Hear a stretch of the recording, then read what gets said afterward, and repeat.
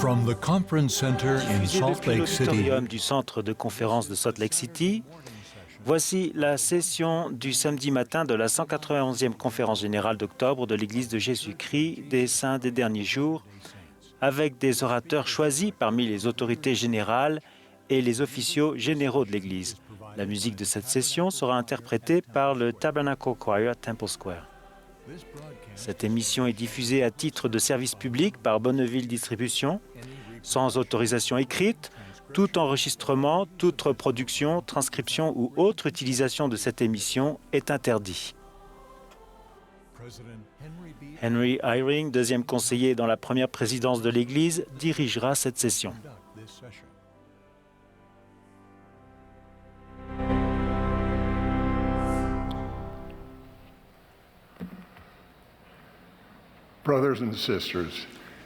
Frères et sœurs, nous vous souhaitons la bienvenue à la session du samedi matin de la 191e conférence générale d'avril de l'Église de Jésus-Christ des Saints des Derniers Jours.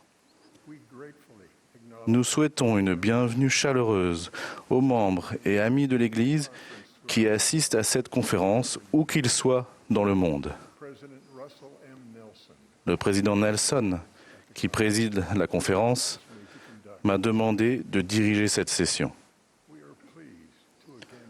Nous sommes reconnaissants de nous réunir de nouveau dans le centre de conférence, bien que peu nombreux en raison des contraintes continuelles associées à la COVID-19. Nous saluons les autorités générales et les officiers généraux qui assisteront à cette conférence et ceux, en nombre limité, qui sont assis sur l'estrade. Nous saluons avec reconnaissance le service de Dean Davis, notre ami et associé, qui est décédé le 31 août 2021. Frère Davis était un homme remarquable, qui a servi 9 ans dans l'épiscopat président et qui servait récemment en tant que 70 autorité générale. Nous exprimons notre amour et nos sincères condoléances à Sœur Davis, à leurs enfants et à leurs petits-enfants. La musique de cette session sera interprétée par The Tabernacle Choir à Temple Square sous la direction de Mac Wilberg et de Ryan Murphy, avec Andrew Unsworth et Richard Elliott à l'orgue. Nous notons le nombre réduit de membres du chœur afin de permettre le respect des mesures de distanciation sociale. Des pratiques médicales sécuritaires ont été également suivies lors des répétitions. Tous les participants ont été entièrement vaccinés contre la COVID-19 et ont été récemment testés pour s'assurer qu'ils n'étaient pas porteurs du virus. Le chœur a ouvert cette session en chantant « From All That Dwell Below » et interprétera maintenant « Vrai disciple du Seigneur ». Jérémy Jaggi, des 70, fera ensuite la prière d'ouverture. Puis, le chœur chantera « Ô Jésus, quand je pense à toi ».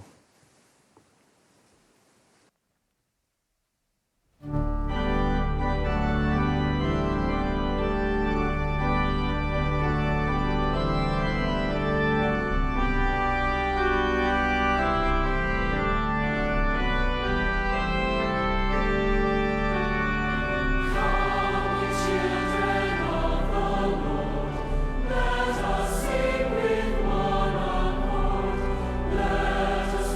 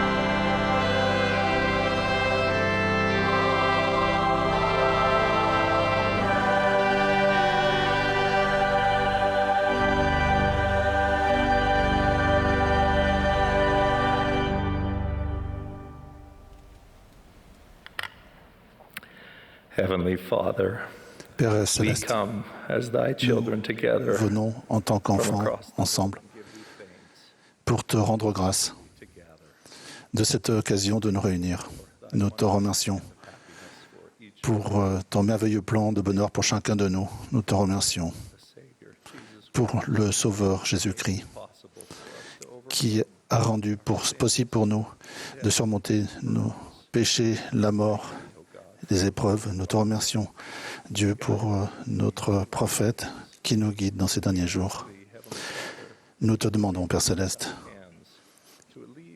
que nous puissions être tes mains pour soulager les souffrances, aider ceux qui en ont besoin. Nous prions pour ceux qui souffrent, afin qu'ils puissent recevoir la force et que nous puissions leur fournir la force et du réconfort. Nous te prions, Père, de bénir ceux qui vont parler, afin qu'ils puissent être fortifiés, qu'ils puissent nous édifier et que nous puissions tous nous réjouir et ressentir ton esprit, qu'ils puissent nous enseigner toutes choses. Et nous te demandons ces choses au nom de Jésus-Christ. Amen.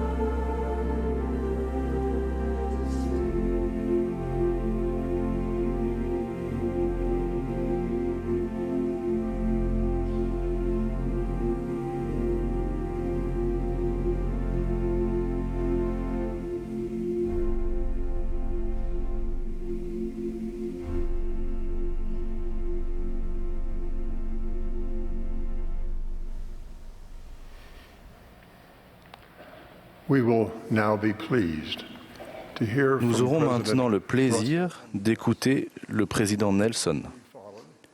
Il sera suivi de Jeffrey Holland du Collège des 12 apôtres.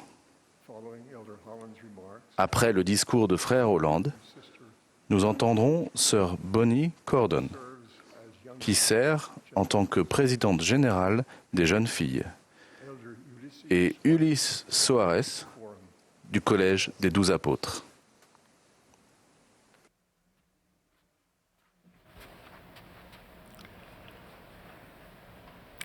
My dear brothers and sisters, Mes chers welcome frères et to General sœurs, Conference. bienvenue à la conférence générale. Quelle joie d'être avec vous. You've been on my mind almost. J'ai pensé presque constamment à vous ces 6 derniers mois. I've prayed about you J'ai prié à votre sujet et pour vous. during recent weeks. I've Au cours des semaines précédentes, this conference j'ai prié intensément pour que cette conférence soit un moment de réflexion et de révélation pour toutes les personnes qui recherchent ces bénédictions. Nous sommes heureux de nous adresser de nouveau à vous depuis le centre de conférence. most of the seats remain La empty, plupart des sièges restent vides, but the presence of some mais la présence de quelques membres du Tabernacle Choir est un merveilleux pas en avant. we welcome you all to this large Où que vous soyez, nous vous souhaitons la bienvenue à tous à cette conférence essentiellement virtuelle. dealing with the ravages of Nous sommes toujours aux prises avec les ravages de la COVID-19 et de ses variants. Nous vous remercions d'avoir suivi nos conseils et l'avis d'experts médicaux et de responsables de gouvernement dans vos localités. we convene each Nous nous réunissons lors de chaque conférence générale sur les instructions du Seigneur. format as very La version a changé au cours des années. when I was much younger. Quand j'étais beaucoup plus jeune, la conférence durait 3 ou 4 jours. Plus tard, la conférence est réduite à 2 jours.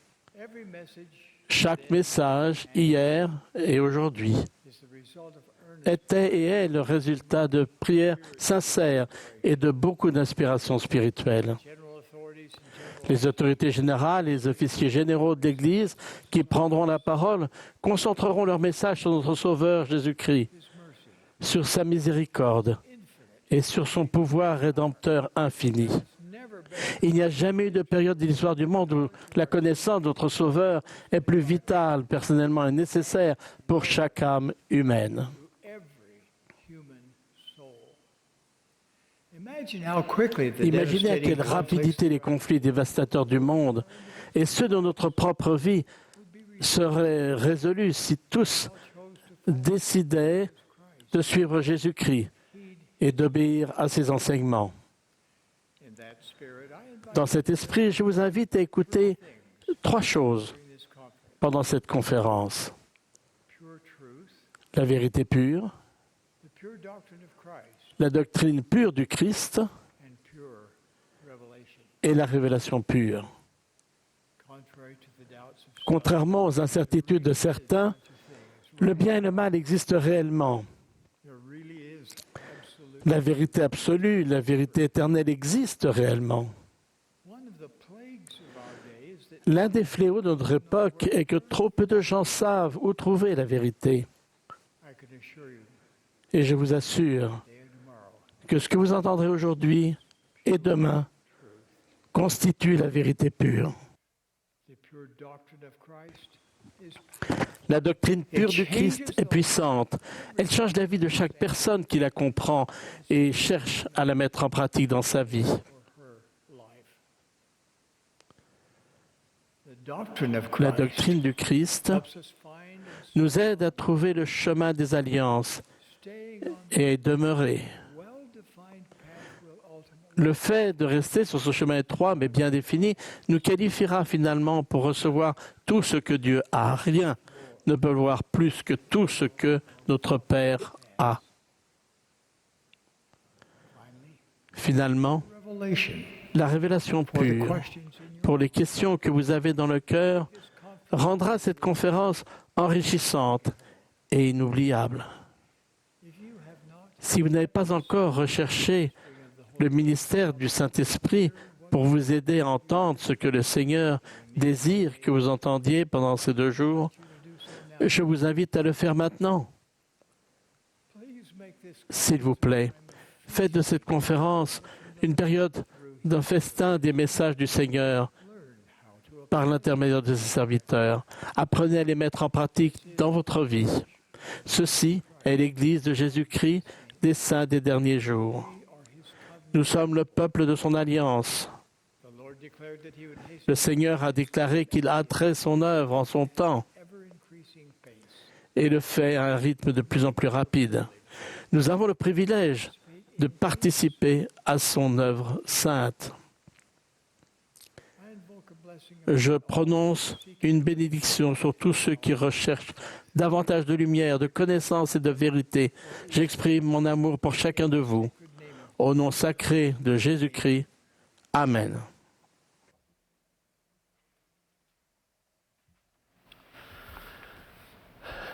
Thank you, President Nelson. We love Merci, and Président sustain you. Nelson. Thank you for that marvelous. Nous vous aimons et vous soutenons. Merci pour ce merveilleux message d'introduction à cette conférence. The scriptures Les Écritures ruler who parlent d'un jeune homme riche qui courut vers Jésus, feet and with s'agenouilla à ses pieds et avec sincérité the master, demanda au Maître, shall I do that I may « Que dois-je faire pour hériter la vie éternelle ?» after reviewing Après avoir passé en revue une longue liste de commandements que cet homme avait fidèlement respectés, Jésus lui demanda de vendre tous ses biens, de faire don du produit de la vente aux pauvres, puis de prendre sa croix et de le suivre. the boldness Devant la rigueur de cette directive, le jeune homme, qui ne manquait semble-t-il de rien, manqua pourtant de courage et s'en alla avec tristesse car, comme le dit l'Écriture, says il avait de grands biens. great possessions. Obviously, De toute évidence, ce récit est une mise en garde importante sur l'usage de la richesse et les besoins des pauvres. Mais au-delà de cela, c'est une leçon sur le dévouement total et sans réserve à la responsabilité divine. responsibility. With or Riche ou pauvre, chacun de nous doit venir au Christ avec le même attachement inconditionnel à son évangile que celui qui était attendu de ce jeune homme. that was expected of this young man. Pour parler à la manière des jeunes d'aujourd'hui, We are to nous devons nous déclarer prêts à tout donner. in his characteristically Dans sa prose si particulière, C.S. Lewis C.S. Lewis a imaginé le Seigneur nous disant quelque chose comme ceci. Ce n'est pas don't want your time ton temps, or your money ton argent ou ton travail qui m'intéresse, as I just c'est toi. Cet arbre que tu tailles, je ne veux pas en émonder une branche ici ou là. branch there Je veux que l'arbre tout entier soit abattu. and that tooth Et cette dent, I don't want to drill je ne veux ni la forer, ni la plomber, ni la couronner. Je veux l'extraire. in fact En fait, I want to je veux que tu me livres tout ton être naturel. me your whole Et je te donnerai un nouveau moi en échange. and I'll give you a new self instead. En fait, In fact, je me donnerai moi-même. you myself Ma volonté deviendra la tienne. shall become your will. Well, all Au who cours de speak cette in conférence this générale, les orateurs diront tous, d'une manière ou d'une autre, ce que le Christ a dit à l'homme riche. Allez à votre Sauveur, Savior, come allez à lui complètement et résolument. heartedly. Prenez votre croix, Cross, aussi lourde soit-elle, it may be, et suivez-le. and follow him. They will say Ils diront cela en sachant que, dans le royaume de Dieu, il ne peut y avoir de demi-mesure, de faux départ et d'arrêt prématuré, ni de retour en arrière. to those La réponse de Jésus à ceux qui demandaient la permission d'ensevelir un parent décédé who at least ou de dire au revoir aux membres de leur famille a été exigeante et sans équivoque. demanding and unequivocal. Il a dit Leave that to others. « Laissez cela à d'autres. No man has Quiconque met la main à la charrue et regarde en arrière n'est pas propre au royaume de Dieu. the kingdom of God. Lorsque des choses difficiles nous sont demandées, même des choses contraires aux aspirations de notre cœur, Longings of our heart. souvenez-vous que la loyauté que nous promettons à la cause du Christ doit être la consécration suprême de notre vie. is to be the supreme devotion of our life. Bien qu'Ésaïe nous assure que sa cause s'obtient sans argent, sans rien payer, nous devons être préparés à l'avoir coûté rien de moins que tout, pour reprendre le vers de T.S. Eliot. Using T.S. Eliot's line, to have it cost not less than everything. Bien sûr, Of course, nous we all avons tous have des some habitudes, habits or flaws. des défauts ou un passé susceptibles de nous empêcher de complètement nous immerger spirituellement dans cette œuvre. In this work. mais Dieu est notre Père, et il sait extraordinairement bien pardonner et oublier les péchés que nous abandonnons, et ce peut-être parce que nous lui donnons tant d'occasions de le faire. Quoi qu'il en soit, l'aide divine est accessible à chacun d'entre nous dès lors que nous éprouvons le désir de changer de comportement. Dieu donna à Saül un autre cœur. Ézéchiel exhorta l'ancien peuple d'Israël à rejeter ses transgressions passées et à se faire un nouveau cœur et un esprit nouveau. Alma appela à un grand changement par lequel l'âme des gens s'épanouirait, et Jésus lui-même enseigna que si un homme ne naît de nouveau, il ne peut voir le royaume de Dieu. Il est clair que la possibilité de changer et de vivre à un niveau plus élevé a toujours été l'un des dons de Dieu à ceux qui y aspirent.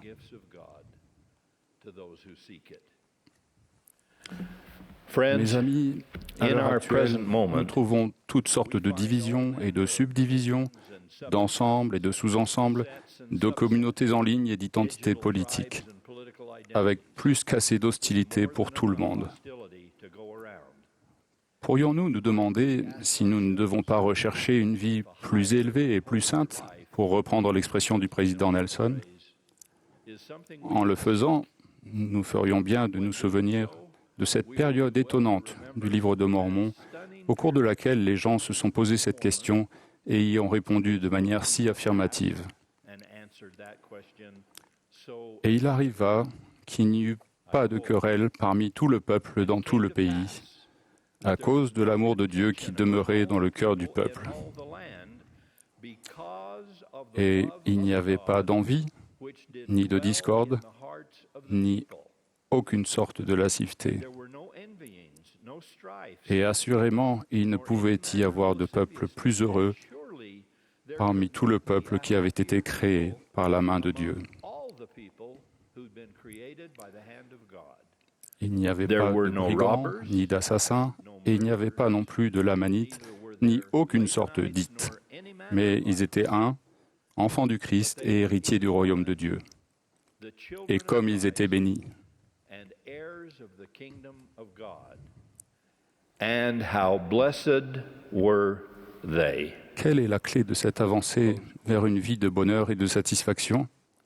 Elle est donnée ici même, dans le texte, en une simple phrase.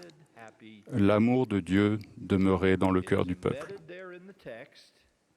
Lorsque l'amour de Dieu donne le ton dans notre vie, dans nos relations les uns avec les autres, et finalement dans nos sentiments pour toute l'humanité, alors les vieilles distinctions, les étiquettes restrictives et les divisions artificielles commencent à disparaître et la paix augmente. C'est précisément ce qui se produit dans l'exemple du livre de Mormon. Désormais, il n'y avait plus de Lamanites, de Jacobites, de Joséphites, ni de Zoramites. Il n'y avait plus le moindre hite. Le peuple avait adopté une nouvelle identité transcendante, unique. Comme le dit l'Écriture, ils étaient tous appelés enfants du Christ.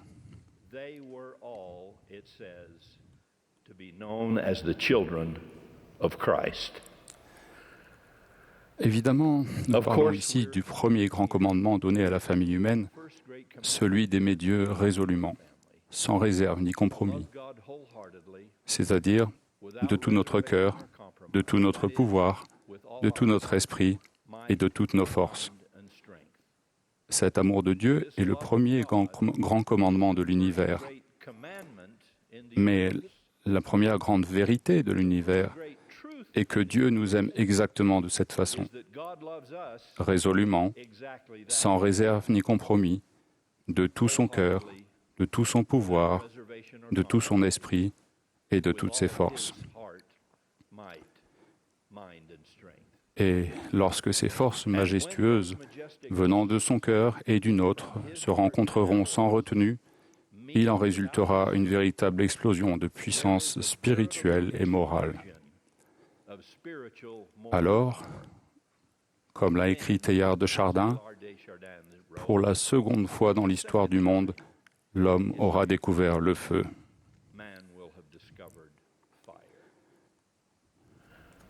C'est alors, et vraiment seulement alors, que nous pourrons effectivement respecter le deuxième grand commandement d'une manière qui ne soit pas superficielle ou triviale. Si nous aimons suffisamment Dieu pour essayer de lui être pleinement fidèles, il nous donnera la capacité, la volonté et la manière d'aimer notre prochain et nous-mêmes. Alors, peut-être pourrons-nous dire encore, il ne pouvait y avoir de peuple plus heureux parmi tout le peuple qui avait été créé par la main de Dieu.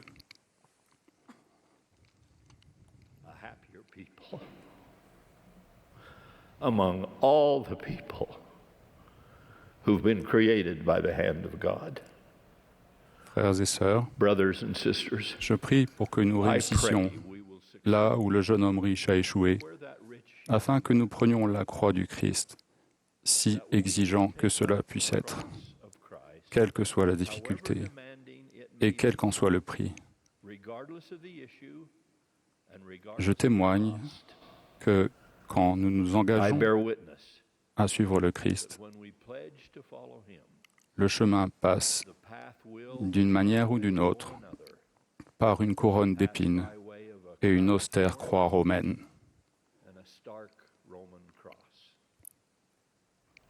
Peu importe à quel point il était riche, notre jeune homme ne l'était pas assez pour s'épargner un rendez-vous avec ses symboles, et nous non plus.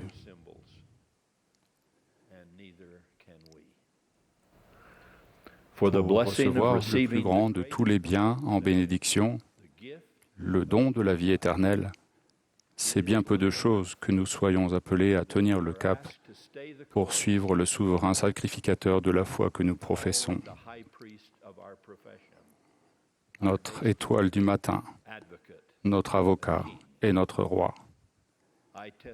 Je témoigne, comme Amaleki autrefois, que chacun doit lui offrir son âme tout entière en offrande.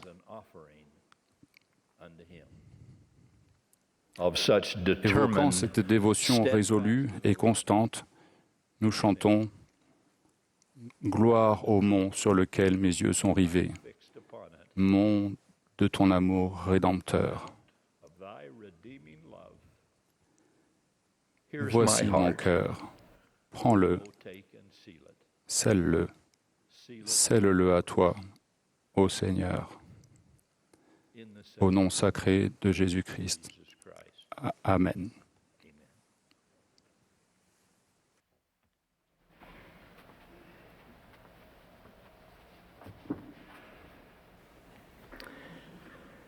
I recently received a letter from J'ai an reçu inquisitive récemment une young lettre d'une woman. jeune fille curieuse. Elle écrit « Je suis coincée.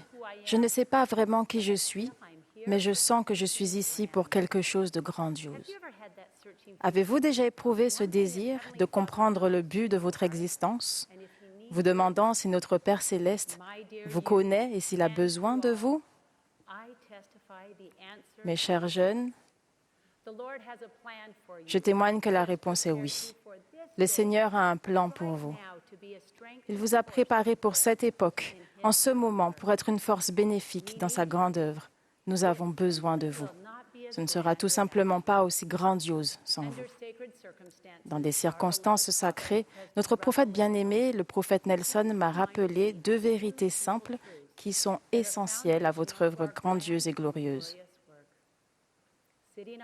J'étais assise sur le canapé avec mon mari lorsque notre prophète a approché sa chaise au point que nos genoux se touchaient presque et m'a regardé de ses yeux bleus perçants.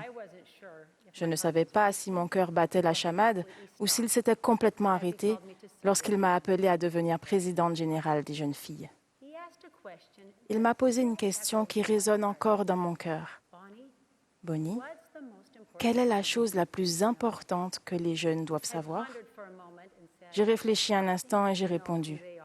Ils doivent savoir qui ils sont. Il s'est exclamé oui, et ils doivent connaître leur but. Vous êtes des enfants aimés de notre Père céleste. Vous êtes précieux. Il vous aime si parfaitement qu'il a envoyé son Fils, Jésus-Christ, expier pour vous et moi.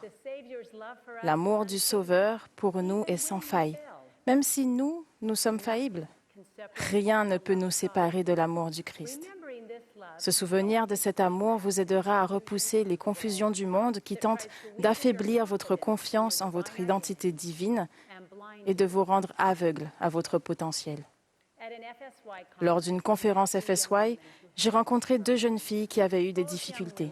Les 2 ont mentionné s'être tournées vers leur bénédiction patriarcale pour redécouvrir l'amour et les conseils du Seigneur pour elles personnellement. Trouvez votre bénédiction patriarcale, dépoussiérez-la si besoin, mais étudiez-la souvent. Si vous ne l'avez pas reçue, obtenez-la le plus tôt possible. Ne tardez pas à savoir ce que le Seigneur veut vous dire sur vous-même. La deuxième vérité que le président Nelson nous a dite ce jour-là est de connaître notre but. C'est notre responsabilité grandiose et noble. Il y a de nombreuses années, mon fils Tanner avait environ 5 ans lorsqu'il a participé à son premier match de football. Et il était ravi. Lorsque nous sommes arrivés pour le match, nous nous sommes rendus compte que son équipe utilisait un but de football de taille réglementaire. Pas un petit but pliable, mais un immense filet qui semblait bien trop grand pour des enfants de 5 ans. Le match a pris des proportions irréelles lorsque j'ai vu Tanner occuper le poste de gardien. J'étais extrêmement surprise. Comprenait-il vraiment son but devant le filet? Le coup de sifflet a retenti et nous avons été tellement pris par le match que nous en avons oublié Tanner. Tout à coup, un des membres de l'équipe adverse a récupéré le ballon et a dribblé vers lui à toute vitesse. J'ai regardé Tanner pour m'assurer qu'il était prêt à maintenir sa position et défendre le but. J'ai été surprise par ce que j'ai vu. À un moment donné du match, il s'était laissé distraire et avait commencé à passer son bras gauche à travers les mailles du filet. Il avait ensuite fait de même avec son bras droit, puis son pied gauche, et pour finir, son pied droit. Tanner était totalement empêtré dans le filet. Il avait oublié son but et la responsabilité qui lui avait été confiée. La carrière de football de Tanner n'a pas duré longtemps, mais la leçon qu'il m'a apprise ce jour-là ne s'effacera jamais. Nous sommes tous parfois distraits de la raison pour laquelle nous sommes ici et tournons notre énergie vers autre chose. L'une des armes les plus puissantes de Satan est de nous distraire avec de bonnes causes qui, dans des moments critiques, peuvent nous aveugler et nous éloigner de la meilleure cause, l'œuvre qui nous a appelés dans ce monde. Notre but éternel est de venir au Christ et de le rejoindre dans sa grande œuvre. Il suffit de faire ce que le président Nelson a enseigné. Chaque fois que nous faisons quoi que ce soit qui aide qui que ce soit à contracter et à respecter ses alliances avec Dieu, nous aidons à rassembler Israël. Et lorsque nous accomplissons son œuvre avec lui, nous apprenons à le connaître et à l'aimer davantage. Nous cherchons de toutes nos forces à nous rapprocher du Sauveur par la foi, le repentir que nous chérissons et le respect des commandements. En nous liant à lui par des alliances et des ordonnances, notre vie s'emplit d'une confiance accrue, de protection et d'une joie profonde et durable. En allant au Christ, nous voyons les gens comme il les voit. Allez au Christ. Allez au Christ dès aujourd'hui, mais pas seul. L'évangile de Jésus-Christ n'est pas seulement beau, il est essentiel à tous.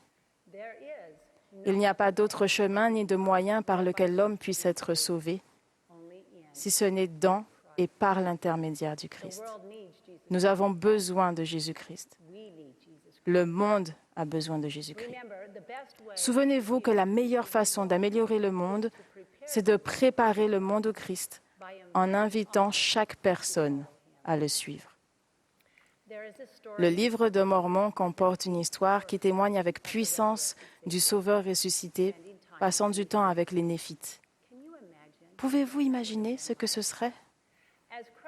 Lorsque le Christ annonça qu'il devait retourner auprès du Père, Il jeta de nouveau les regards alentour.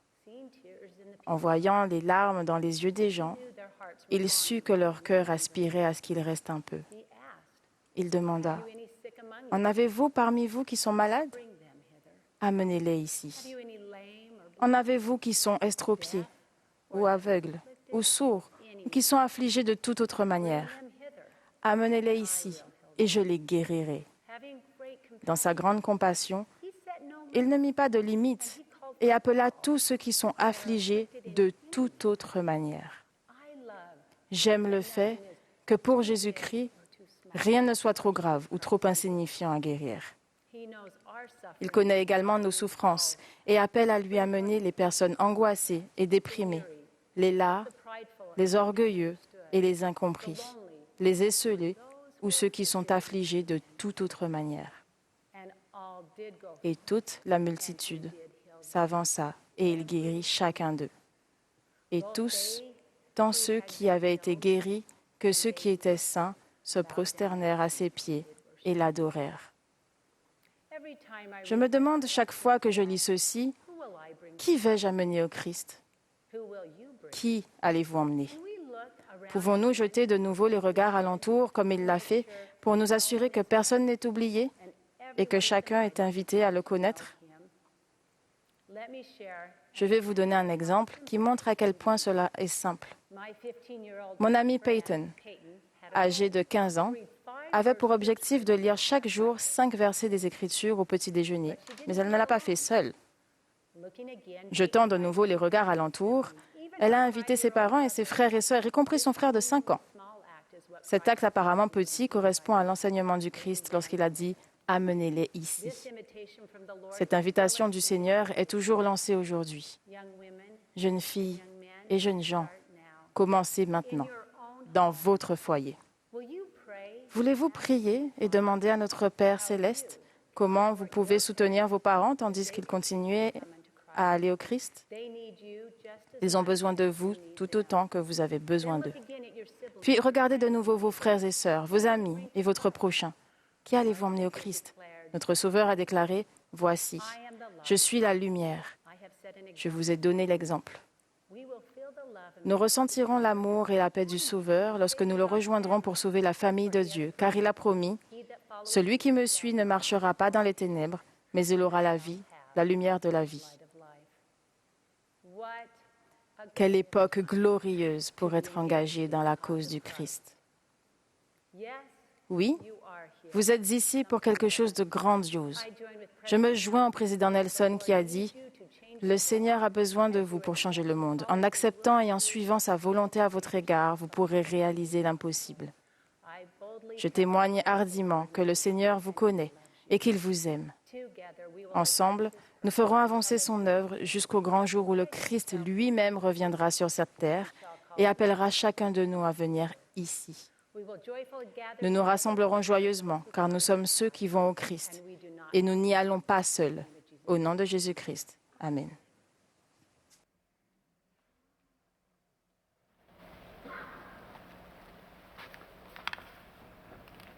One of the most striking principles taught by the Savior during his Un des earthly principes les plus ministry remarquables enseignés par le Sauveur pendant son ministère terrestre était l'importance de traiter autrui avec compassion. Réfléchissons à ce principe et à son application pratique en étudiant le récit de la visite de Jésus chez Simon, le pharisien. L'évangile de Luc parle d'une femme considérée comme pécheresse, qui est entrée dans la maison de Simon alors que Jésus s'y trouvait. Faisant acte de contrition, la femme s'est approchée de Jésus, a lavé ses pieds avec ses larmes, les a essuyés avec ses cheveux, puis les a baisés et oints avec un onguent spécial. L'hôte, fier, qui se considérait moralement supérieur à la femme, dit en lui-même d'un air de reproche et avec arrogance, « Si cet homme était prophète, il connaîtrait qui et de quelle espèce est cette femme qui le touche. Il connaîtrait que c'est une pécheresse. » L'attitude moralisatrice du pharisien l'a conduit à juger injustement Jésus et la femme.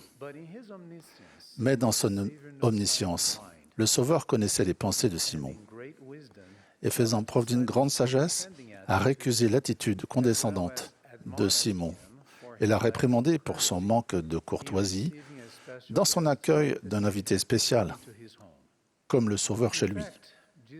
En fait, la réprimande directe de Jésus aux pharisiens témoigne que Jésus possède véritablement le don de prophétie et que cette femme, au cœur humble et contrit, était repentante et reçut le pardon de ses péchés. Comme c'est le cas pour de nombreux autres événements du ministère terrestre de Jésus, ce récit démontre une fois de plus que le Sauveur a agi avec compassion envers toutes les personnes qui venaient à lui, sans distinction, et plus particulièrement envers celles qui avaient le plus besoin de son aide. La contrition et l'amour respectueux que cette femme a montré envers Jésus sont la preuve de son repentir sincère et de son désir de recevoir la rémission de ses péchés. Cependant, le sentiment de supériorité de Simon, associé à un cœur endurci, l'ont empêché d'exprimer de l'empathie envers cette âme repentante et l'ont amené à traiter le Sauveur du monde avec indifférence et mépris. Son attitude révélait son mode de vie, qui n'était rien de plus qu'une observance stricte et vide de règles et une manifestation extérieure de conviction à travers une fausse et suffisante sainteté. Le service compatissant et individuel de Jésus dans ce récit est le modèle parfait de la manière dont nous devons interagir avec nos semblables. Les Écritures contiennent de nombreux exemples de la manière dont le Sauveur, ému d'une compassion profonde et infinie, a interagi avec ses contemporains et a aidé ceux qui souffraient et ceux qui étaient languissants et abattus, comme des brebis qui n'ont point de berger. Il a tendu sa main miséricordieuse vers les personnes qui avaient besoin d'être soulagées de leur fardeau physique ou spirituel. L'attitude pleine de compassion de Jésus est ancrée dans la charité, c'est-à-dire son amour pur et parfait, qui est l'essence de son sacrifice expiatoire.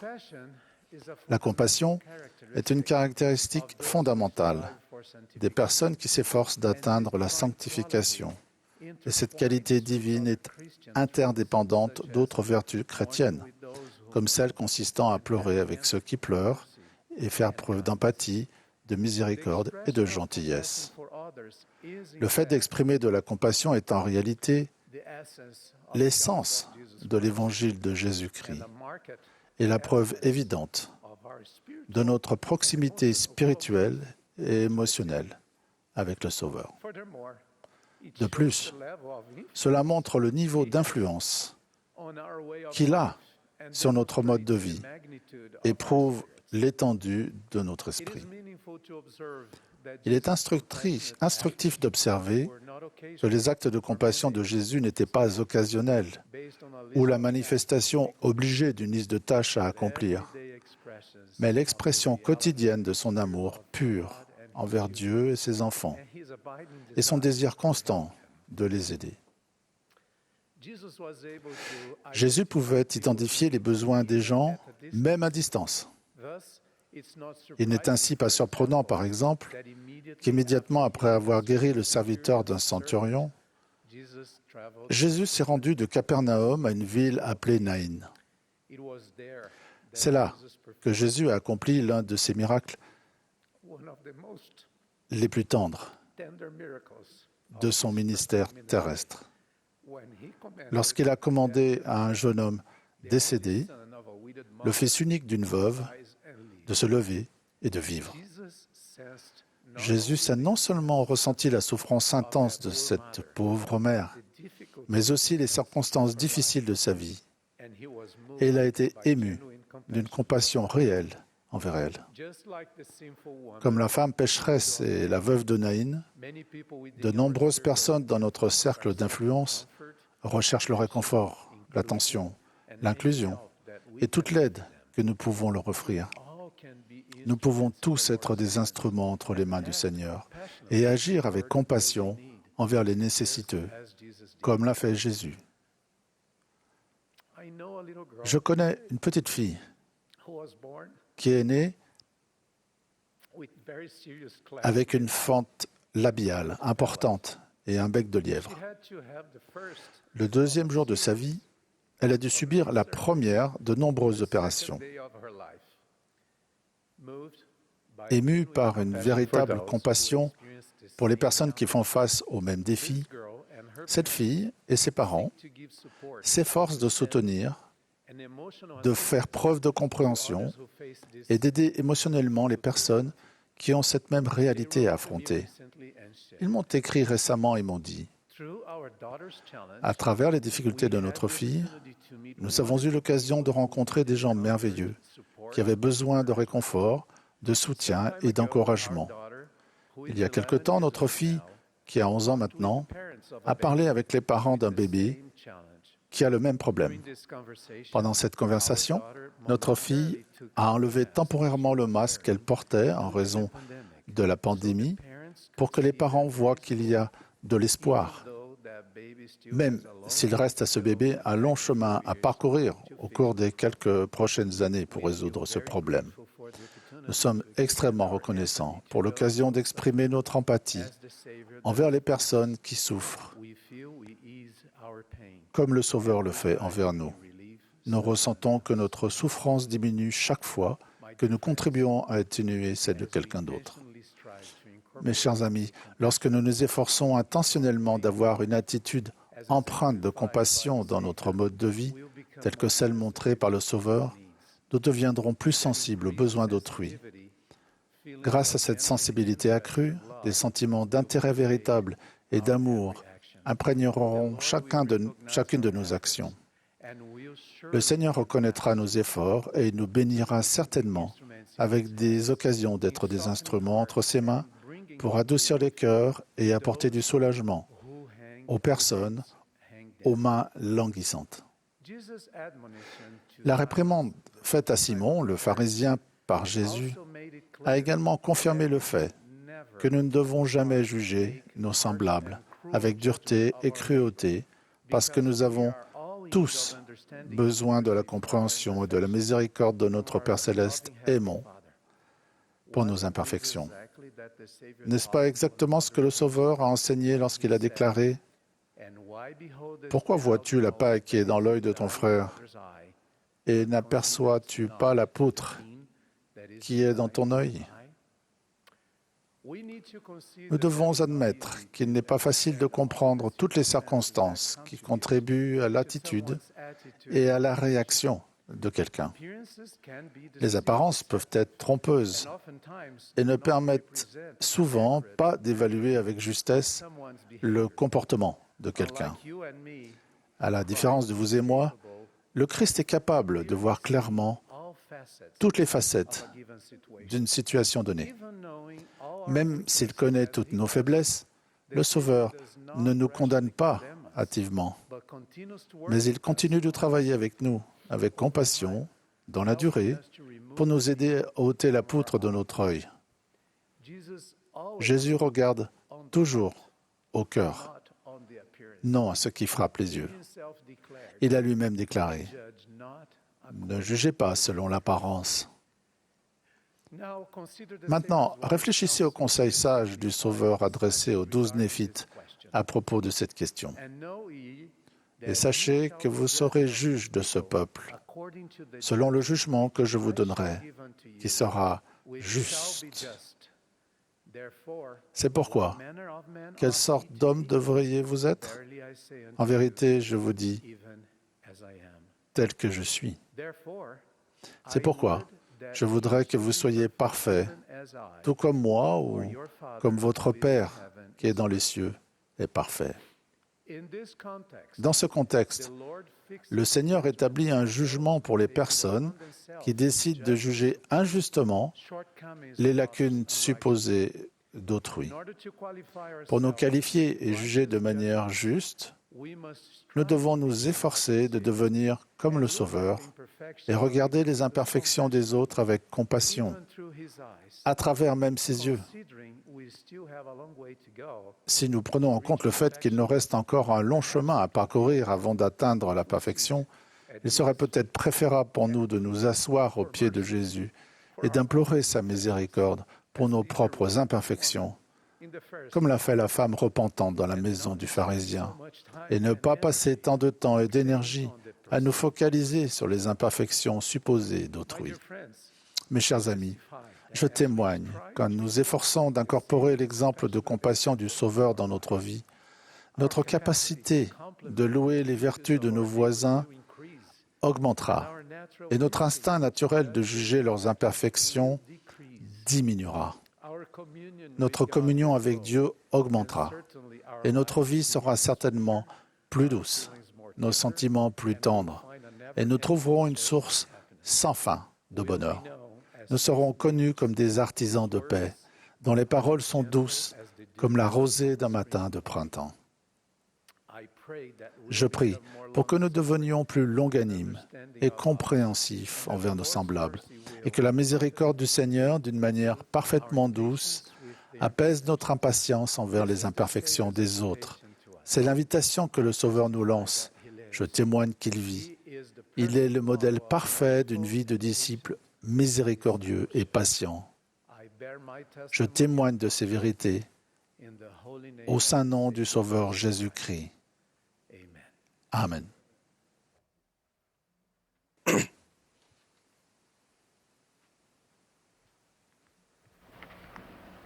The congregation will now join the choir. Le chœur et l'assemblée chanteront à présent le cantique numéro 159, « Mettons de l'ardeur ». Après le chant, nous entendrons Todd Christopherson du Collège des 12 apôtres. Il sera suivi de Clark Gilbert et Patricio Giuffra des 70.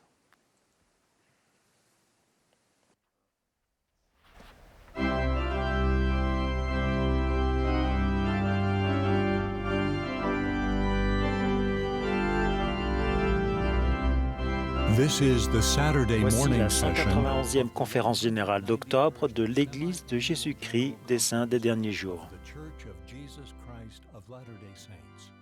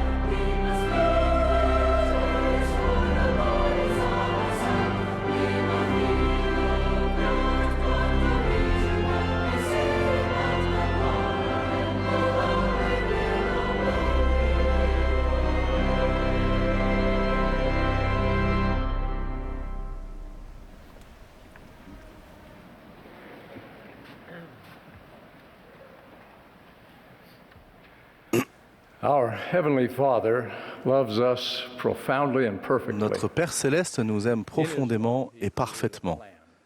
Dans son amour, il a préparé un plan de rédemption et de bonheur qui nous permet à tous d'avoir les opportunités et la joie que nous sommes disposés à recevoir jusqu'à devenir comme le Père et avoir tout ce qu'il a. Pour que cela puisse s'accomplir, il nous a fait le don de son Fils bien-aimé, Jésus-Christ, notre Rédempteur. Car Dieu a tant aimé le monde qu'il a donné son Fils unique, afin que quiconque croit en lui ne périsse point, mais qu'il ait la vie éternelle. C'est l'amour pur d'un Père qu'il répand universellement sur tous et que chacun peut pourtant ressentir personnellement. Comme son Père, Jésus-Christ a ce même amour parfait. Lorsque notre Père a élaboré son grand plan du bonheur, il a demandé que quelqu'un soit notre sauveur afin de nous racheter. C'était une partie essentielle de ce plan. Jésus s'est présenté et a dit « Me voici, envoie-moi ».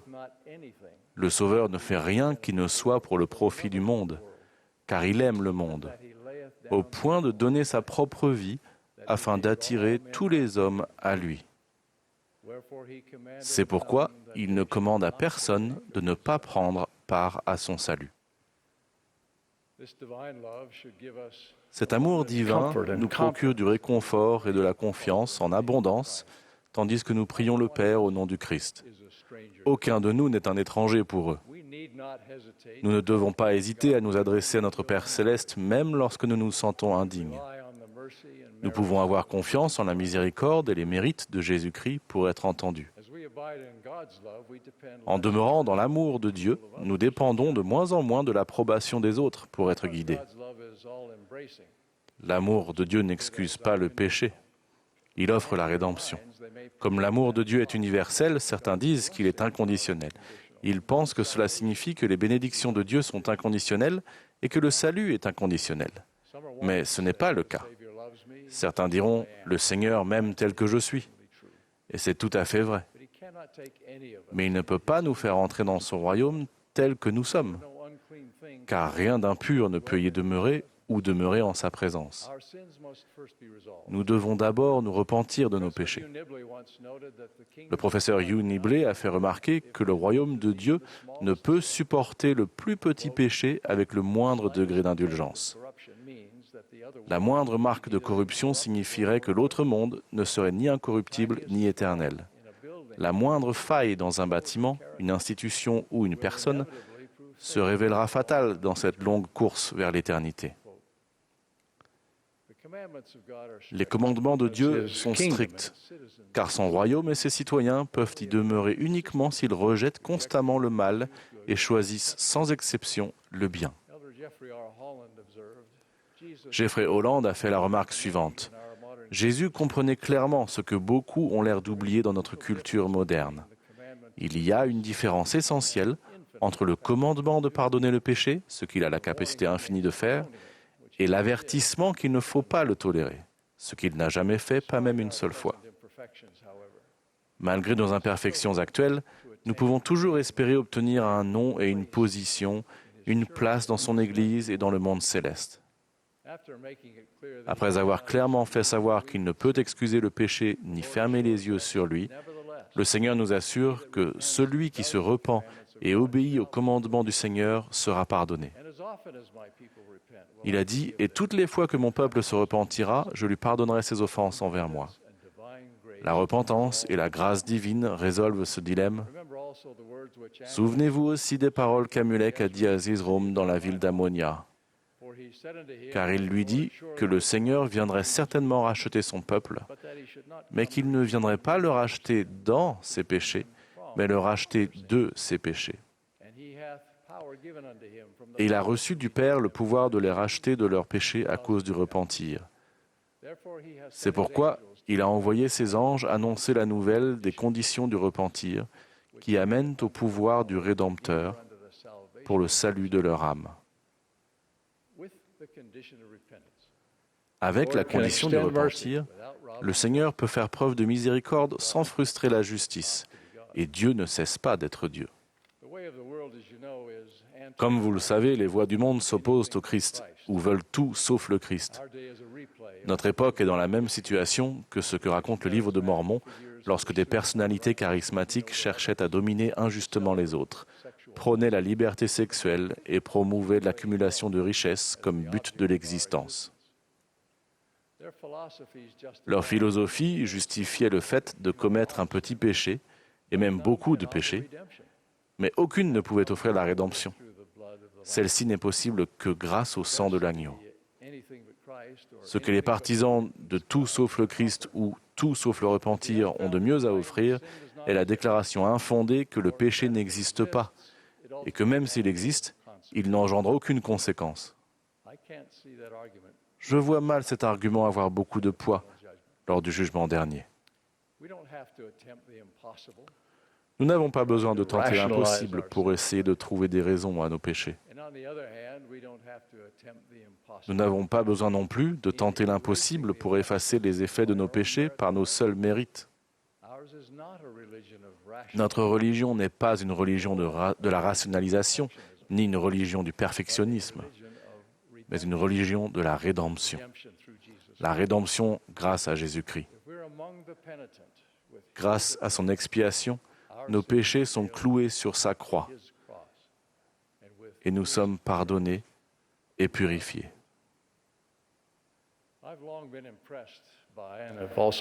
J'ai toujours été impressionné par l'amour profond des prophètes de Dieu et les ressentis lorsqu'ils lancent des avertissements contre le péché. Ce n'est pas le désir de condamner qui les motive. Leur véritable motivation est de refléter l'amour de Dieu. En fait, c'est l'amour de Dieu. Ils aiment toutes les personnes auprès desquelles ils sont envoyés, quelle que soit leur façon d'être et leur apparence. Les serviteurs du Seigneur, comme lui, souhaitent que personne n'endure les souffrances liées au péché et au mauvais choix. Alma fut envoyé pour prêcher le repentir et la rédemption à un peuple haineux qui était prêt à persécuter, torturer et tuer les chrétiens, Alma y compris. Malgré cela, il les aimait et se souciait de leur salut.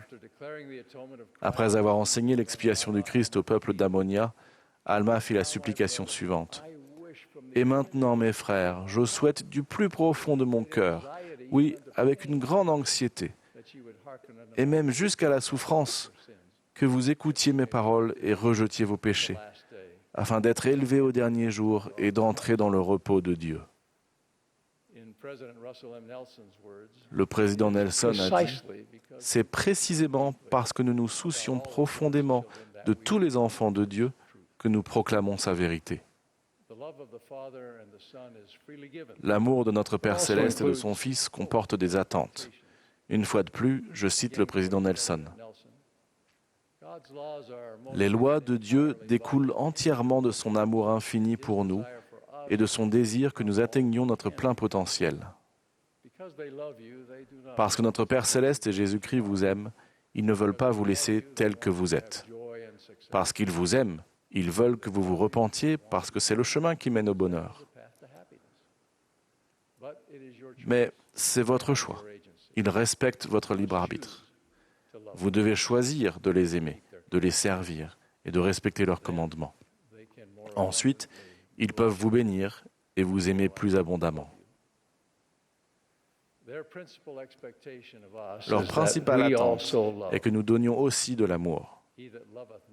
Celui qui n'aime pas n'a pas connu Dieu, car Dieu est amour.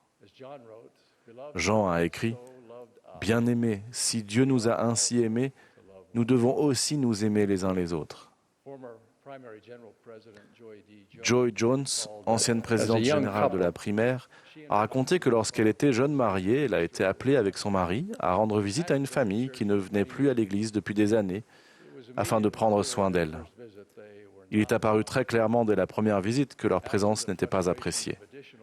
Après les frustrations des visites suivantes et beaucoup de prières sincères et de méditation, frères et sœurs Jones ont compris la raison de leur service grâce à ce verset des Doctrines et Alliances. « Tu aimeras le Seigneur ton Dieu de tout ton cœur, de tout ton pouvoir, de tout ton esprit et de toute ta force, et tu le serviras au nom de Jésus-Christ. » Sir Jones a dit, nous nous sommes rendus compte que nous nous efforcions sincèrement de servir cette famille et l'évêque. Mais nous avons été amenés à nous demander si nous les servions vraiment par amour pour le Seigneur. L'amour que nous avions pour le Seigneur nous a permis d'aimer et rendre visite à cette famille. Nous le faisions pour lui. Il a fait en sorte que l'épreuve n'en soit plus une. Après nous avoir laissés sur le pas de la porte pendant de nombreux mois, la famille a fini par nous laisser entrer chez elle. Nous en sommes venus à prier et à discuter régulièrement de l'Évangile. Une amitié durable s'est développée. Nous adorions et aimions le Seigneur en aimant ses enfants. En reconnaissant que Dieu nous aime parfaitement, nous pouvons nous demander « À quel point est-ce que j'aime Dieu ? Peut-il compter sur mon amour comme je compte sur le sien ?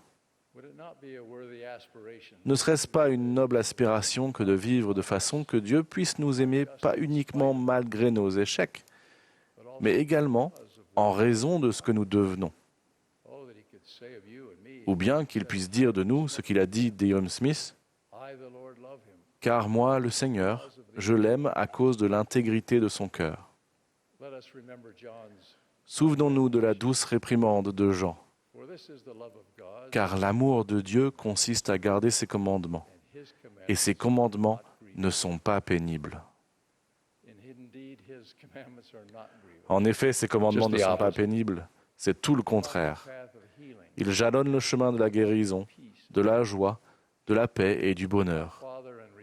Notre Père Céleste et notre Rédempteur nous ont donné la bénédiction d'avoir des commandements, et en y obéissant, nous ressentons plus complètement et profondément leur amour parfait. Voici la solution dans notre époque de querelles incessantes, l'amour de Dieu.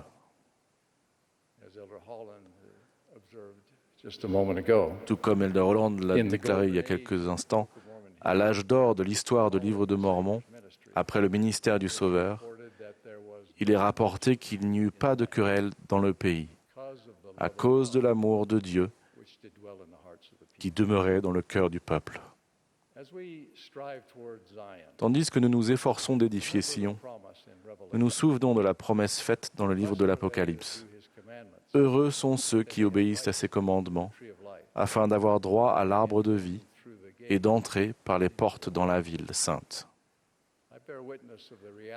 Je témoigne de la réalité de notre Père Céleste et de notre Rédempteur Jésus-Christ, et de leur amour constant et infini pour nous.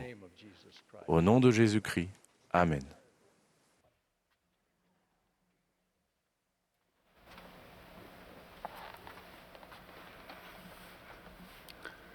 As a young boy, I had great aspirations. Quand j'étais jeune, j'aspirais à de grandes choses. Un jour, après l'école, j'ai demandé à ma mère, « Maman, qu'est-ce que je devrais être quand je serai grand? Basketteur professionnel ou chanteur de rock ?» Malheureusement, Clark le Magnifique, mais sans grande envergure, n'a donné aucun signe d'une future gloire athlétique ou musicale. Et malgré tous mes efforts, on m'a refusé à maintes reprises d'accès au programme scolaire avancé de mon école. Mes professeurs ont finalement suggéré que je reste dans la classe ordinaire. Avec le temps, j'ai compensé en développant des habitudes de travail. Toutefois, ce n'est qu'au moment de ma mission au Japon que je sentis mes possibilités intellectuelles et spirituelles commencer à émerger. J'ai continué de travailler dur. Mais pour la première fois de ma vie, j'ai systématiquement impliqué le Seigneur dans mon développement, et cela a tout changé. Frères et sœurs, dans cette Église, nous croyons au potentiel divin des enfants de Dieu et en notre capacité de nous améliorer grâce au Christ. Dans le calendrier du Seigneur, ce qui compte le plus n'est pas l'endroit où nous commençons, mais les directions que nous prenons. Pour démontrer ce principe, je vais faire appel à quelques notions élémentaires de mathématiques. Ne paniquez pas parce que vous entendez le mot mathématiques pendant la conférence générale. Les enseignements de mathématiques de l'Université Brigham Young, Idaho, m'ont assuré que même les débutants comprendront ce concept essentiel. Cela commence par l'équation d'une droite. Le point de départ de la droite s'appelle l'ordonnée à l'origine. La position de l'ordonnée à l'origine peut être haute ou basse. La droite peut alors descendre ou monter. Dans cette vie, nous avons tous une ordonnée à l'origine, différente. Nous commençons à des endroits différents, avec des dons innés différents. Certaines personnes viennent au monde avec une ordonnée à l'origine élevée, offrant de nombreuses possibilités. D'autres connaissent des situations de départ difficiles et qui peuvent paraître injustes. Puis, nous progressons en suivant une pente de progrès personnel. Notre avenir se définit beaucoup moins par notre point de départ que par notre pente. Jésus-Christ voit notre potentiel divin, quel que soit notre point de départ. Il l'a vu dans le mendiant, l'homme pécheur et l'infirme. Il l'a vu dans le pêcheur de poissons, le collecteur d'impôts et même le zélote. Quel que soit l'endroit où nous commençons, Jésus-Christ regarde ce que nous faisons avec ce que nous avons reçu. Tandis que le monde se concentre sur notre ordonnée à l'origine, Dieu se concentre sur la pente que nous empruntons. Dans ses calculs, le Seigneur fera tout ce qui est en son pouvoir pour nous aider à orienter notre pente vers les cieux. Ce principe devrait réconforter les personnes qui rencontrent des difficultés et faire réfléchir celles qui semblent avoir tous les avantages. Je vais commencer par m'adresser aux personnes qui ont des situations de départ difficiles, telles que la pauvreté, l'impossibilité de faire des études, une situation familiale compliquée. On peut y ajouter les difficultés physiques, les contraintes liées à la santé mentale ou de fortes prédispositions génétiques. Si votre point de départ est difficile, sachez que le Sauveur est conscient de vos difficultés. Il a pris sur lui vos infirmités, afin que ses entrailles soient remplies de miséricorde, afin qu'il sache comment vous secourir selon vos infirmités. Je vais adresser 2 encouragements aux personnes dont la situation de départ est difficile. Premièrement, concentrez-vous sur votre destination et non sur votre point de départ. Il n'est pas bon de fermer les yeux sur votre situation. Elle est réelle et doit être prise en compte. Mais si vous vous concentrez excessivement sur votre point de départ difficile, risque de devenir ce qui vous définit. Et cela peut restreindre votre capacité de choisir.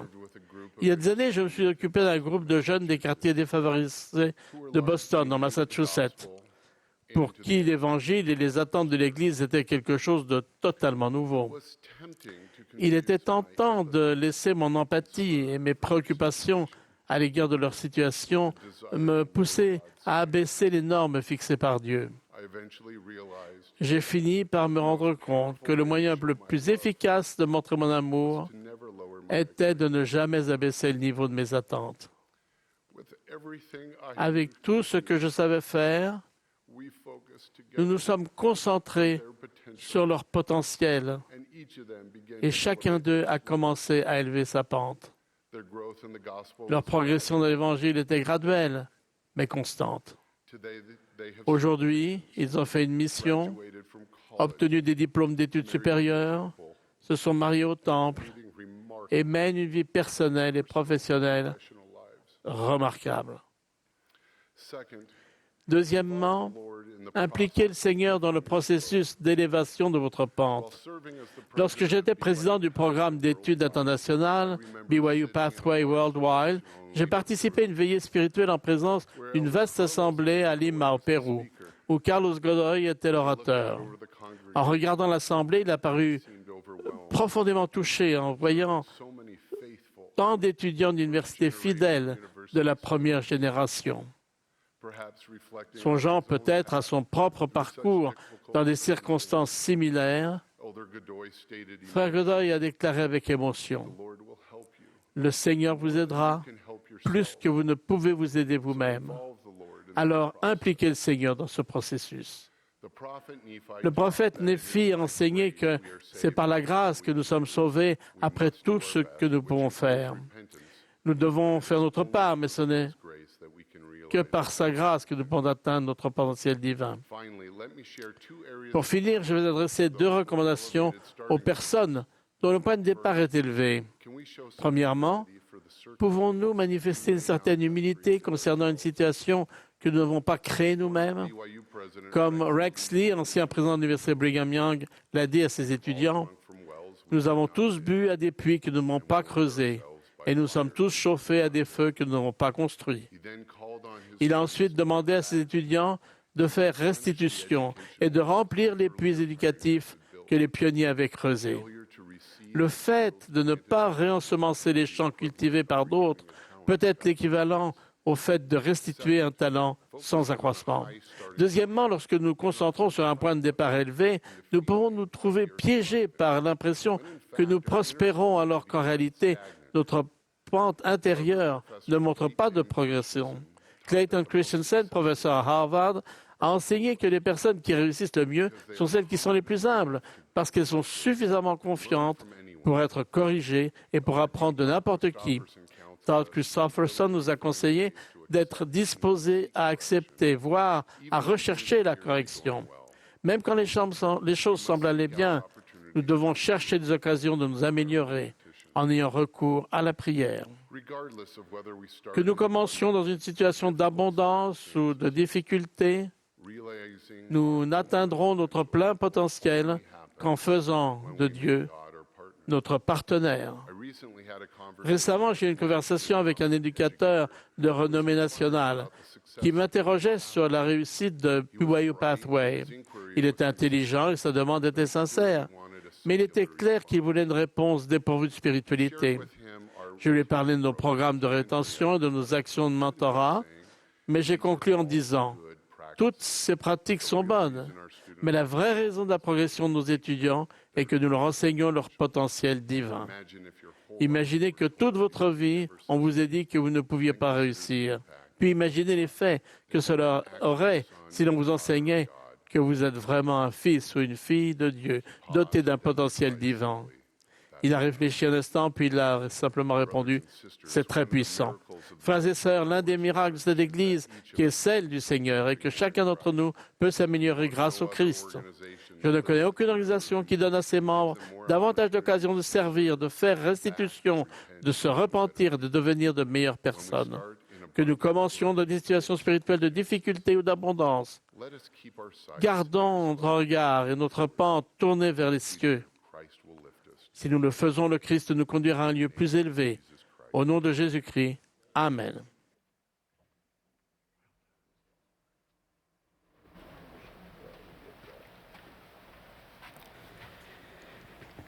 Beginning in 1846, thousands of pioneers, men, Dès women and children, 1846, des milliers de pionniers, hommes, femmes et enfants, se dirigèrent vers l'ouest pour rejoindre Sion.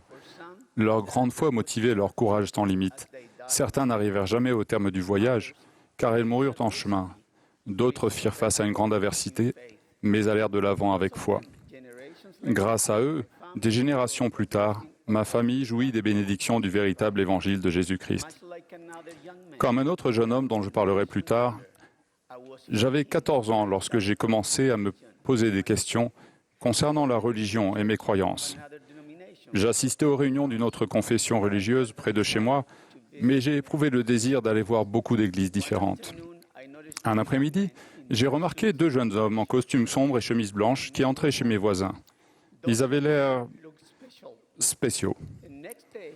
Le jour suivant, je demandai à ma voisine, Léonore Lopez, qui étaient ces 2 hommes. Elle m'a expliqué qu'ils étaient missionnaires de l'Église de Jésus-Christ des Saints des Derniers Jours. Elle m'a dit avec une grande joie que sa famille et elle s'étaient fait baptiser l'année précédente. Voyant mon intérêt, Léonore m'a invité à rencontrer les missionnaires pour en apprendre plus concernant l'Église. 2 jours plus tard, je me suis joint à la famille Lopez pour une rencontre avec les missionnaires. Ils se sont présentés comme étant Elder Messerly d'Ogden, en Utah, et Elder Osorio de Walnut Creek, en Californie. Je ne les oublierai jamais. Comme je n'avais que 14 ans, Elder Messerly a insisté pour que nous allions chez moi afin d'informer ma mère de ce que l'on m'enseignait. Là, il a expliqué gentiment qu'ils étaient venus présenter un message à propos de Jésus-Christ et a demandé la permission de m'instruire. Ma mère a accepté et s'est même jointe à nous, tandis qu'il m'instruisait. Les missionnaires ont d'abord demandé à Léonore de faire une prière. Sa prière m'a profondément ému. Elle ne récitait pas des mots appris par cœur, elle exprimait ce qu'elle ressentait profondément. J'ai ressenti qu'elle s'adressait vraiment à notre Père céleste.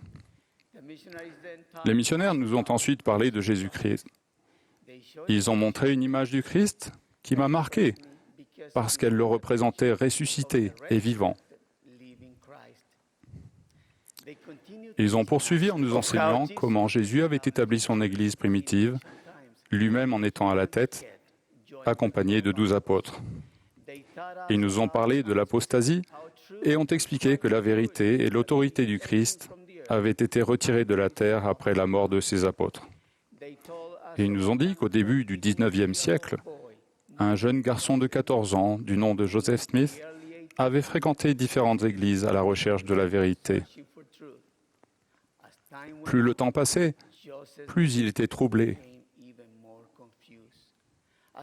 Après avoir lu dans la Bible que nous pouvons demander à Dieu, Joseph avait fait preuve de foi et s'était rendu dans les bois pour prier et demander à quelle église il devait se joindre.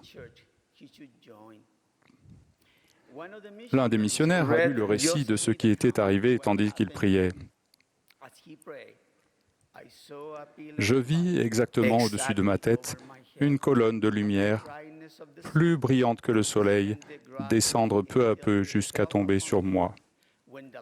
Quand la lumière se posa sur moi, je vis deux personnages dont l'éclat et la gloire défient toute description et qui se tenaient au-dessus de moi dans les airs.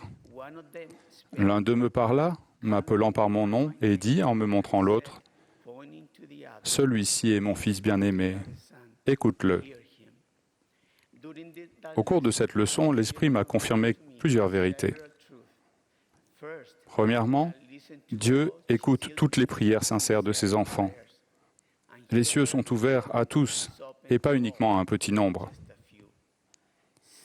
Deuxièmement, Dieu le Père, Jésus-Christ et le Saint-Esprit sont trois personnages distincts, unis par leur objectif, qui est de réaliser l'immortalité et la vie éternelle de l'homme.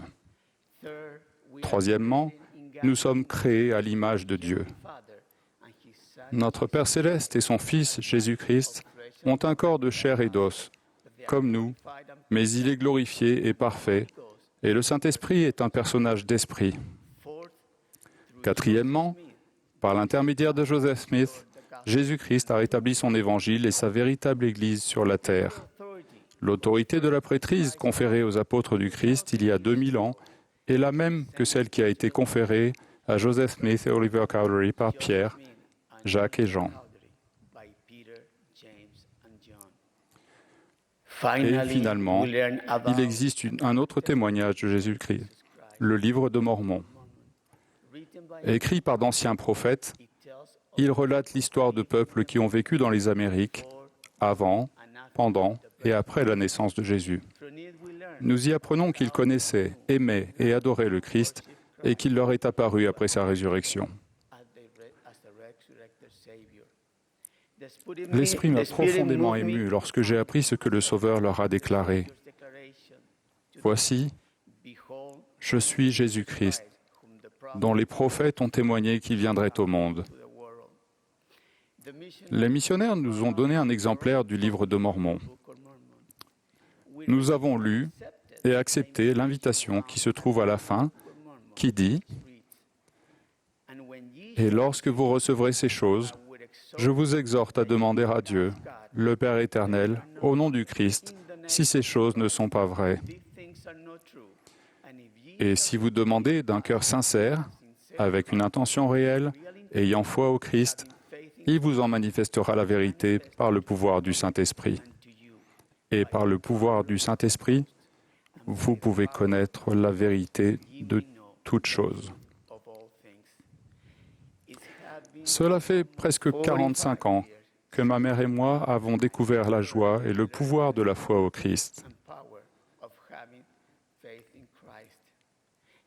C'est grâce à sa foi au Christ que la famille Lopez m'a fait découvrir sa nouvelle religion.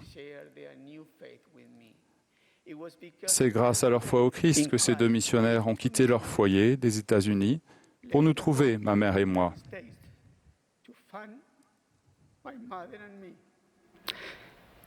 C'est la foi de tous ces chers amis qui a planté en nous la petite graine de foi qui est devenue depuis un immense arbre de bénédiction éternelle.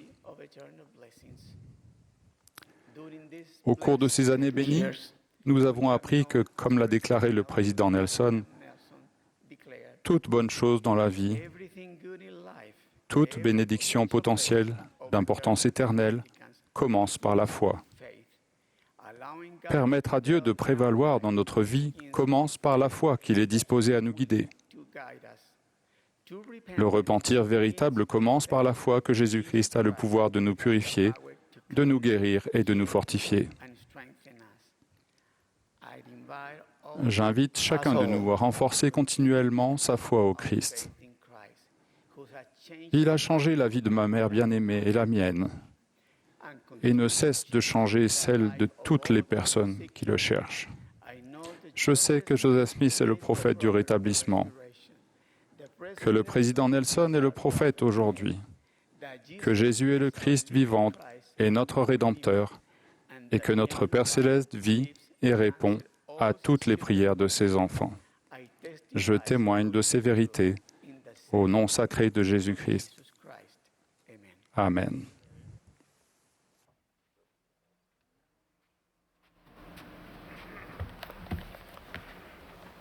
We express gratitude. Nous exprimons notre reconnaissance au Tabernacle Choir à Temple Square pour la belle musique qu'il a interprétée ce matin. Le chœur va maintenant chanter « I will follow God's plan ». Notre dernier orateur sera Dallin Oaks, premier conseiller dans la première présidence. Après son discours, le chœur clôturera cette réunion en chantant « Je sais qu'il vit, mon Rédempteur », le numéro 73 dans le recueil de cantiques français. Ensuite, Amy Wright, deuxième conseillère dans la présidence générale de la primaire, fera la prière de clôture.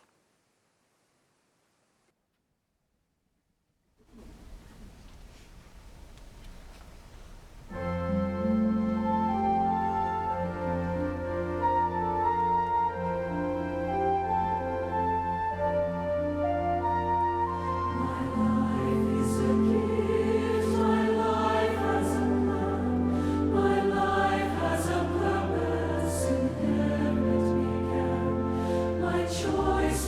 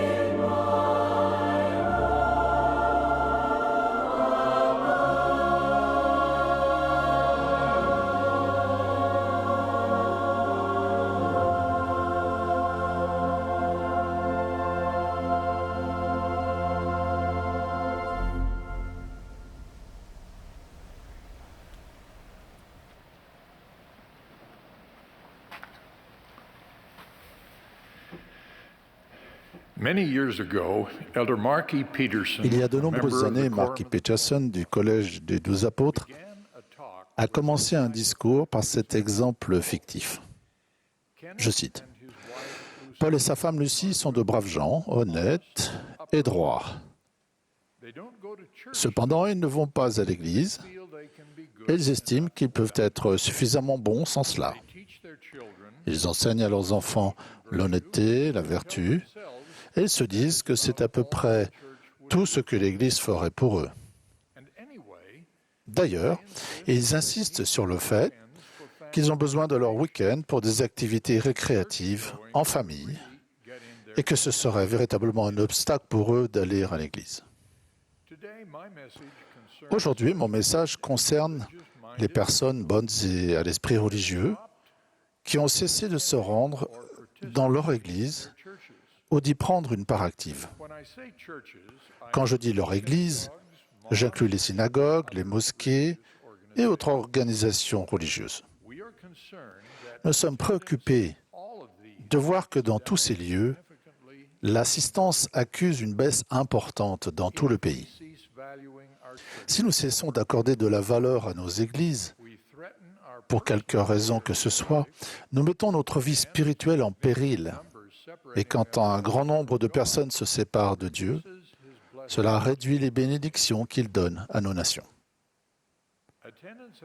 Notre assistance et notre participation dans une église nous aident à devenir de meilleures personnes et à exercer une meilleure influence dans la vie d'autrui. À l'église, on nous enseigne comment appliquer des principes religieux. Nous apprenons les uns des autres. Un exemple persuasif est plus puissant qu'un sermon. Le fait de s'associer à d'autres personnes qui ont les mêmes croyances que nous fortifie. Lorsque nous fréquentons l'Église et y prenons une part active, nous sommes, comme le dit la Bible, unis dans la charité. Les Écritures que Dieu a données aux chrétiens dans la Bible et dans la révélation moderne enseignent clairement la nécessité d'une Église. Elles montrent que Jésus-Christ a organisé une Église et s'est assuré qu'une Église poursuivrait son œuvre après lui. Il a appelé 12 apôtres et leur a donné l'autorité et les clés pour la diriger. La Bible enseigne que le Christ est le chef de l'Église et que ses officiers ont été donnés pour le perfectionnement des saints en vue de l'œuvre du ministère et de l'édification du corps de Christ. Assurément, la Bible établit clairement l'origine d'une Église et le besoin que nous en avons maintenant. Certaines personnes disent que participer aux réunions de l'Église ne les aide pas. Certains disent « Je n'ai rien appris aujourd'hui » ou « Personne ne s'est montré amical envers moi » ou « On m'a offensé ». Les déceptions personnelles ne doivent jamais nous séparer de la doctrine du Christ, qui nous a appris à servir, non à être servi. Ayant cela à l'esprit, un autre membre a décrit la raison principale pour laquelle il allait à l'Église. Je cite, « Il y a des années, j'ai changé d'attitude concernant mon assistance à l'Église. Je ne vais plus à l'Église pour moi, mais pour penser aux autres. Je me fais un devoir de dire bonjour aux personnes assises seules, d'accueillir les visiteurs, d'être volontaire pour une tâche. En bref, je vais chaque semaine à l'église avec l'intention d'être actif et non passif et d'apporter quelque chose de positif aux autres. » Spencer Kimball a donné cet enseignement. Nous n'allons pas aux réunions de Sainte Seine pour être amusés ou même simplement être instruits. Nous allons adorer le Seigneur. C'est une responsabilité individuelle.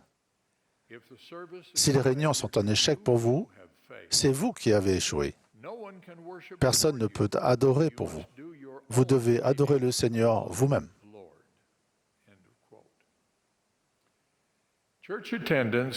L'assistance à l'Église peut ouvrir notre cœur et sanctifier notre âme. Dans une église, nous n'œuvrons pas seuls ou à notre convenance. Nous œuvrons habituellement en équipe.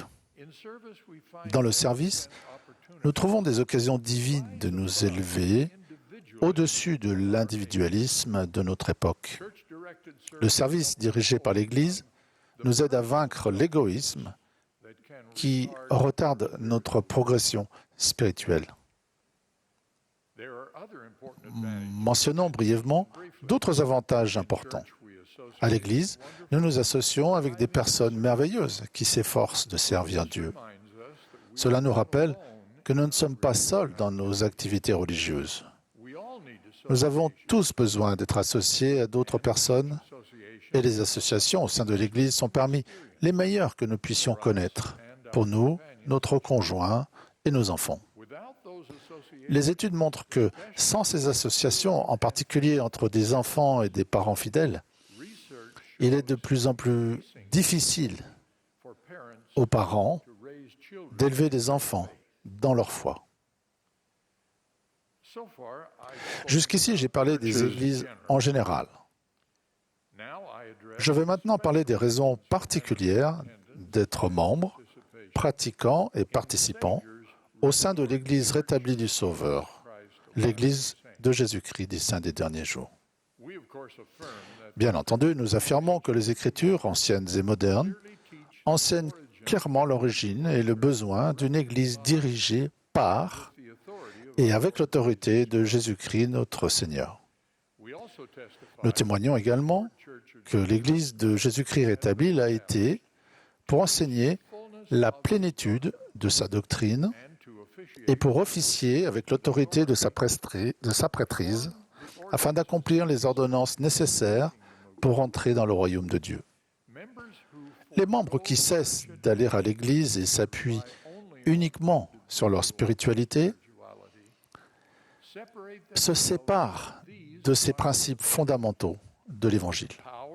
Le pouvoir et les bénédictions de la prêtrise, la plénitude de la doctrine rétablie et les motivations et occasions d'appliquer cette doctrine. Ils renoncent à la possibilité qui leur est offerte de remplir les conditions requises pour voir leur famille se perpétuer dans les éternités. Un autre grand avantage de l'Église rétablie est qu'elle nous aide à progresser spirituellement. Qui dit progression dit changement.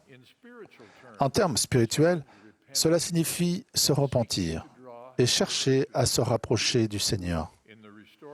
Dans l'Église rétablie, nous avons la doctrine, des procédures et des assistants inspirés qui nous aident à nous repentir.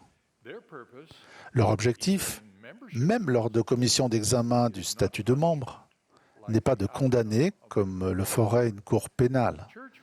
Avec amour, les commissions d'examen du statut de membre nous aident à remplir les conditions requises pour bénéficier de la miséricorde du pardon rendu possible par l'expiation de Jésus-Christ. La spiritualité personnelle produit rarement la motivation et le cadre propice au service désintéressé qu'offre l'Église rétablie. Les jeunes hommes et femmes et les membres âgés qui mettent de côté leurs études ou leurs activités de retraités pour accepter un appel en mission en sont de grands exemples. Ils sont missionnaires auprès d'étrangers dans des endroits qu'ils ne connaissent pas et n'ont pas choisis. Il en est de même des membres fidèles qui prennent part au service désintéressé que nous appelons l'œuvre du Temple. Aucun service de ce genre ne serait possible sans l'Église qui le parraine, l'organise et le dirige. La foi de nos membres et les services qu'ils rendent dans l'Église leur enseignent comment unir leurs efforts et être une bénédiction pour la collectivité. Ce genre d'expérience et de développement ne se produit pas dans l'individualisme si répandu dans les pratiques de notre société actuelle. Dans l'organisation géographique de nos paroisses, nous nous associons et travaillons avec des personnes que nous n'aurions peut-être pas choisies autrement, des personnes qui nous instruisent et nous mettent à l'épreuve. En plus de nous aider à acquérir des qualités spirituelles telles que l'amour, la compassion, le pardon et la patience, cela nous donne des occasions d'apprendre à travailler avec des personnes aux origines et aux préférences très différentes. Cet avantage a aidé beaucoup de nos membres et beaucoup d'organisations qui ont bénéficié de leur participation. Les saints des derniers jours sont connus pour leur capacité de diriger et d'unir leurs efforts. Cette tradition trouve son origine dans nos courageux pionniers qui ont colonisé l'Intermountain West et ont établi notre chère tradition de coopération désintéressée pour le bien commun. La plupart des actions humanitaires et de charité sont réalisées en regroupant et en gérant des ressources individuelles à grande échelle. L'Église rétablie le fait avec ses actions humanitaires de grande envergure dans le monde entier. Elles comprennent la fourniture de matériel éducatif et médical, le don de nourriture à ceux qui ont faim, le soutien des réfugiés, l'aide déployée pour contrer les effets de la dépendance et une multitude d'autres actions. Les membres de notre Église sont connus pour leurs projets main serviables dans les situations de catastrophes naturelles. Être membre de l'Église nous permet de prendre part à ces actions à grande échelle. Les membres payent aussi des offrandes de jeûne pour aider les pauvres qui se trouvent parmi eux. En plus de ressentir la paix et la joie grâce à la compagnie de l'Esprit, les membres qui vont à l'Église goûtent les fruits d'une vie en accord avec l'Évangile, tels que les bénédictions de la parole de sagesse et la prospérité matérielle et spirituelle promise aux personnes qui vivent la loi de la dîme. Nous avons aussi la bénédiction de recevoir les conseils de dirigeants inspirés. Pour parachever tout ceci, il y a les ordonnances nécessaires pour l'éternité, accomplies par l'autorité de la prêtrise, notamment la Sainte Seine que nous prenons chaque jour de sabbat. L'ordonnance suprême dans l'Église rétablie est l'alliance éternelle du mariage qui permet la perpétuation de relations familiales glorieuses. Le président Nelson a enseigné ce principe de manière mémorable. Il a dit « Nous ne pouvons pas retourner en présence de Dieu par des souhaits. Nous devons obéir aux lois sur lesquelles ces bénédictions reposent. » L'une de ces lois est de rendre un culte à l'Église chaque jour de sabbat. Notre culte et notre application des principes éternels nous rapprochent de Dieu et magnifient et améliorent notre capacité d'aimer. Parley P. Pratt, l'un des premiers apôtres de cette dispensation, a décrit ce qu'il a ressenti lorsque le prophète Joseph Smith a expliqué ces principes. Je cite, « Je sentais que Dieu était vraiment mon Père céleste, que Jésus était mon frère et que ma chère femme était ma compagne immortelle et éternelle, un ange gardien qui m'était donné pour m'être un réconfort et une couronne de gloire pour toujours et à jamais. Bref, je pouvais à présent aimer à la fois avec l'esprit et la compréhension. » En conclusion, je rappelle à tous que nous ne croyons pas que le bien ne peut être accompli que par le biais d'une Église. Nous voyons des millions de gens qui, indépendamment d'une Église, soutiennent et mènent à bien d'innombrables bonnes œuvres. Individuellement, les saints des derniers jours prennent part à un grand nombre de celles-ci. Nous voyons ces œuvres comme une manifestation de la vérité éternelle, selon laquelle l'Esprit donne la lumière à tout homme qui vient au monde. En dépit des bonnes œuvres qui peuvent être accomplies sans une Église, la plénitude de la doctrine et ces ordonnances du salut et de l'exaltation ne sont accessibles que dans l'Église rétablie. De plus, lorsque nous allons à l'Église, nous recevons la force et l'enrichissement de la foi qui viennent de notre association avec d'autres croyants et du culte que nous rendons avec les personnes qui s'efforcent, elles aussi, de rester sur le chemin des alliances et d'être de meilleurs disciples du Christ. Je prie que nous soyons tous constants dans ces expériences que nous procure l'Église, tandis que nous recherchons la vie éternelle, le plus grand de tous les dons de Dieu. Au nom de Jésus-Christ. Amen.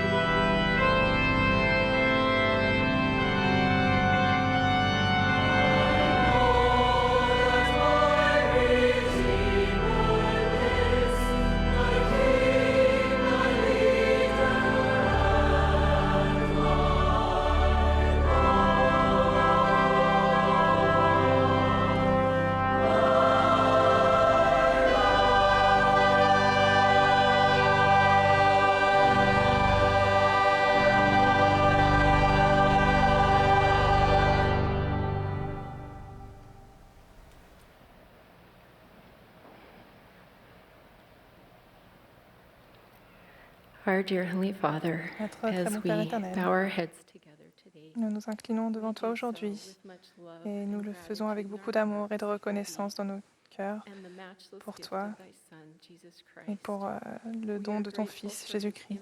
Nous sommes si reconnaissants pour son sacrifice éternel et pour l'impact dans nos vies. Nous sommes si reconnaissants pour ce don sacré et ces opportunités de pouvoir servir dans ton royaume.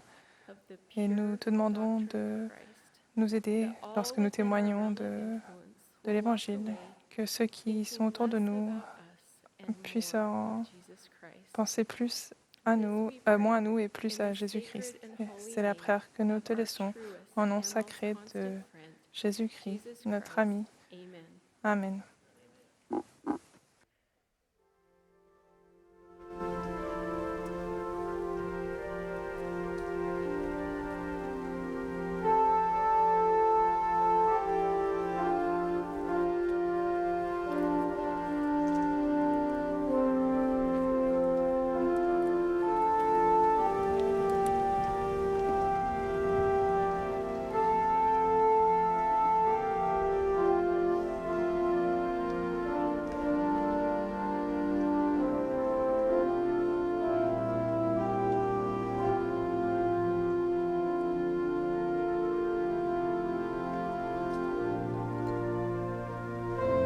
This has been a broadcast Venez of the d'assister Saturday à la morning session du samedi matin de la 191e conférence générale d'octobre de l'Église de Jésus-Christ des Saints des Derniers Jours.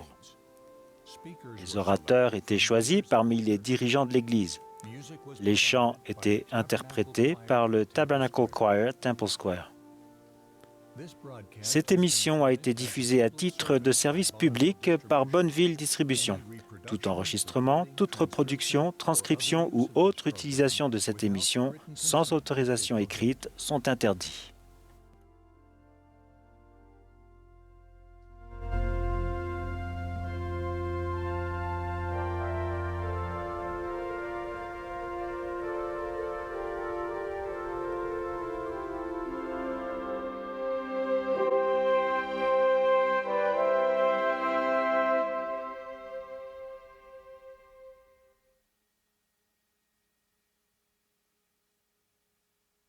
Merci de vous être joints aux millions de personnes à travers le monde.